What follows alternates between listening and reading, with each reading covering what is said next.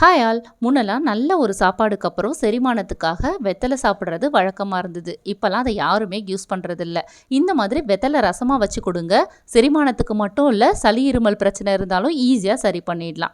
இது செய்கிறதுக்கு மிக்ஸி ஜாரில் பூண்டு, மிளகு, சீரகம், ஒரு 10 வெந்தயம் மட்டும் சேர்த்துட்டு ஒரு பச்சை மிளகா சேர்த்து கொரகொரப்பாக அரைச்சி தனியாக எடுத்து வச்சுக்கோங்க.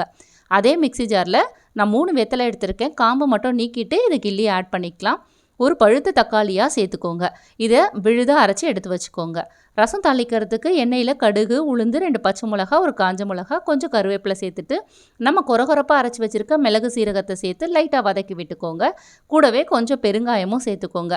இப்போ நம்ம விழுதாக அரைச்சி வச்சுருக்க வெத்தலை, தக்காளியை சேர்த்துட்டு 1 நிமிஷத்துக்கு லைட்டாக வதக்கி விட்டதுக்கப்புறம் ஒரு பெரிய நெல்லிக்காய் சைஸ் புளியை கரைச்சி வச்சுருக்கேன். அதை சேர்த்துட்டு தாராளமாக தண்ணி சேர்த்துக்கோங்க.